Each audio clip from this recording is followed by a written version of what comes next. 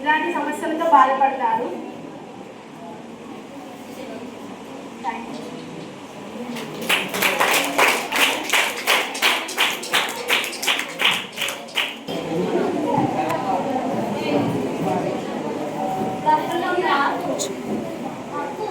మనకి ఇంతసేపు మద్యపానం అవి నేర్చుకున్నాం కదా. ఇప్పుడు గుడ్ టచ్ బ్యాడ్ టచ్ గురించి కూడా నేర్చుకున్నాం. గుడ్ టచ్ బ్యాడ్ టచ్ తేడాకు మీకు ఆల్రెడీ తెలిసే ఉండాలి.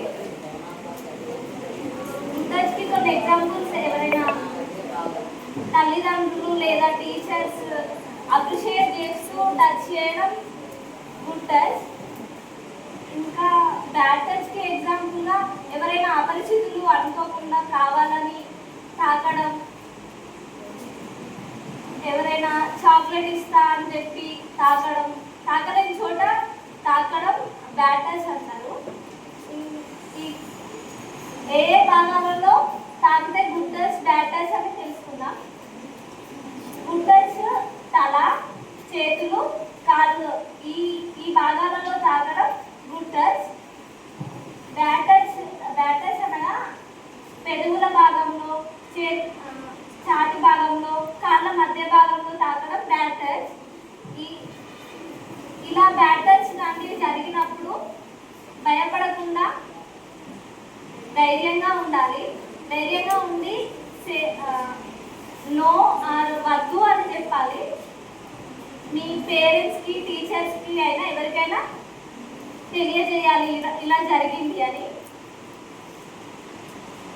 ఇంకా ఇలా జరిగినప్పుడు ఈ సందర్భాలలో చైల్డ్ హెల్ప్ లైన్ నెంబర్ కూడా యూజ్ చేయొచ్చు. చైల్డ్ హెల్ప్ లైన్ నెంబర్ వాళ్ళకి కాల్ చేస్తే వాళ్ళు హెల్ప్ చేస్తారు మీకు. చైల్డ్ హెల్ప్ లైన్ నెంబర్ మీకు అందరికి తెలుసా?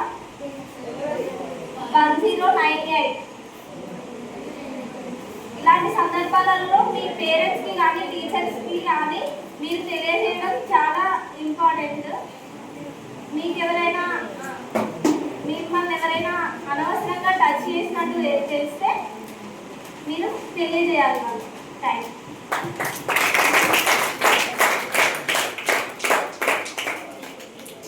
You ma'am. Good afternoon to all.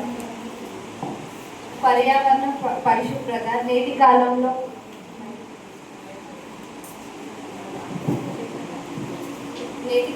పర్యావరణం అనేక విధాలుగా కాలుష్యం అవుతుంది. దానికి గల కారణాలు అనేకాలు. దానిని మనం నివారించడానికి మనం తగిన చర్యలు తీసుకోవాలి. నీటి పారిశుద్ధ్యం మరియు పరిశుభ్రత అంటే వాటర్ క్లీన్గా ఉండేలా చూసుకోవాలి. వాటిని మురికి నీరుగా మనం తాగొద్దు. వాటిని అది పాకుకోవడానికి బ్లీచింగ్ పౌడర్ లాంటివి మనం వాడి వాటిని పారిశుద్ధ్యమైన నీటిని మనం తీసుకోవాలి. పరిసరాలను శుభ్రపరచుకోవాలి. పరిసరాలు మన చుట్టుపక్కల ఉండే ప్రదేశాలు క్లీన్గా లేకపోతే దోమలు అనేక విధమైన కీటకాలు తయారై అవి వ్యతిరేకమైన జబ్బులకు దారితీస్తాయి. అవి ప్రాణాంతక మన మరణాలకు దారితీస్తాయి. వాయు కాలుష్య నివారణ. మన చుట్టుపక్కల ఉండే వాయు కాలుష్యం వలన మనం దాన్ని పీల్చుకోవడం వలన మనకు అనేకకరమైన ఊపిరితిత్తులకు సంబంధించిన జబ్బులు మనకు కలుగుతాయి. దానికి మనం చెట్లను నాటడం అట్లాంటివి వాయు కాలుష్యాన్ని తగ్గించే చర్యలు మనం చేపట్టాలి. వ్యర్థాలను సరిగ్గా వేరు చేయాలి. మీరు క్లాస్ రూమ్లోనైనా పెన్స్ కానీ పేపర్స్ కానీ ఏమైనా గ్లాస్వేర్ ఐటమ్స్ కానీ వాటిని వేరువేరుగా చేయాలి. వాళ్ళు పడేయడానికి మున్సిపల్ వాళ్ళకి డిస్పోజ్ చేయడానికి అది ఈజీగా, ఇంకా రీసైక్లింగ్, రీయూజ్ అట్లాంటివి చేయడానికి చాలా ఉపయోగపడుతుంది. సురక్షితమైన తాగునీరు తీసుకోవాలి. సురక్షితమైన నీరు అందరికీ అందేలా మీరు అందరూ చూసుకోవాలి. పర్యావరణాన్ని పరిశుభ్రంగా ఉంచుకోవాలి. నిలిచి ఉన్న నీటిని నివారించడం, స్టాగ్నేషన్ ఆఫ్ వాటర్. అవి నీరు నిల్వ ఉండడం వలన దోమలు తయారయ్యి అవి మనల్ని కుట్టి మనకి డెంగ్యూ, మలేరియా ఇలాంటి జబ్బులకు దారితీస్తాయి. కాబట్టి మనం నీరు నిల్వ ఉండకుండా మనం చూసుకోవాలి. పరిసరాల్లో వ్యర్థాలు పారవేయడాన్ని నివారించాలి. చుట్టుపక్కల మనం ఎక్కడ పడితే అక్కడ ప్లాస్టిక్ అనేది పారవేయకూడదు. ఎందుకంటే ప్లాస్టిక్ మన భూమిలోనికి తీసుకోవడానికి కొన్ని వేల సంవత్సరాలు పడుతుంది. దానికి అవి మనం వాటిలో నుండి మనకు చెట్లు పెరుగుతాయి, అన్ని పెరుగుతాయి. అవి మనకి విపరీతమైన క్యాన్సర్కి కారకాలు అవుతాయి. మనం ప్లాస్టిక్ అనేది వాడకూడదు, కాగితాలు లాంటివి ఎట్లాంటివి వాడాలి.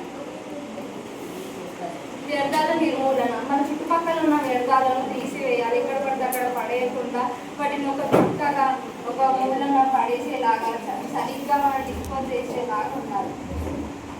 శుభ్రమైన మరుగుదొడ్డి, మనం వాష్రూమ్కి వెళ్ళాక సరిగ్గా ఫ్రెష్ చేయాలి.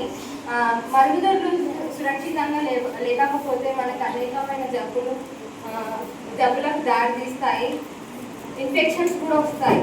కాబట్టి మనం మరుగుదొడ్లను సురక్షితంగా ఉంచుకోవాలి. మీ అమ్మలకు చెప్పండి, మనం ఇక్కడ నీటిని నిల్వగా ఉంచకూడదు, మరుగుదొడ్లను సురక్షితంగా వాడుకోవాలి.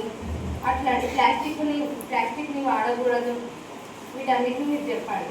Thank you. I would like to say just a few words. Just before I spoke to 9th A and B children. So what is the differentiate between good character and bad character? చెప్పారు. Even my life experience కూడా చెప్పారు. ఎట్లా ఉంటుంది, మంచి ఉంటే ఎట్లా ఉంటుంది, చెడు ఉంటే ఎట్లా ఉంటుందని చెప్పారు. సో ఇంతకుముందు మనకి ఇక్కడ చెప్పినటువంటి ఆ స్కిట్ ఏదైతే ఉందో మన పిల్లలకి చాలా మందికి వర్తిస్తుంది. 90% ఆఫ్ ద చిల్డ్రన్ ఆ స్కిట్కు సంబంధం ఉంది. ఎందుకంటే అమ్మ నాన్నలు చెప్పింది వింటే ఎట్లా ఉంటుంది, that is the part of one side and the other part of other side. మనకు 2 రకాలు చెప్పారు వాళ్ళు ఎట్లా ఉంటుందని. Even girls also, not only boys. ఇప్పుడు ఇంతకుముందే చెప్పాను, I don't want to tell again and again. దాని నుండి మనము గ్రహించాల్సింది ఏదో అది గ్రహించండి. మళ్ళీ చెప్తా ఉన్నాను, వాళ్ళు ఒక స్కిట్ రూపకంగా చెప్పారు, మనకు నిజంగా లైఫ్ లోపల జరిగేది ప్రాక్టికల్గా జరుగుతూ ఉంటుంది. దాన్ని దృష్టిలో పెట్టుకొని మన తల్లిదండ్రులకు first of all we should give respect to our parents, then teachers, then society. ఎప్పుడైతే మనం తల్లిదండ్రులకు రెస్పెక్ట్ ఇవ్వగలుగుతామో టీచర్స్కి ఇస్తాం. టీచర్స్ ఇచ్చినప్పుడు at the same time will give respect to the society also. కాబట్టి మంచి స్టూడెంట్స్గా ఉండడానికి ప్రయత్నం చేయండి. తల్లిదండ్రుల మాట వినండి, చక్కగా చదువుకోండి, లైఫ్ లోపల మంచిగా సెటిల్ కండి.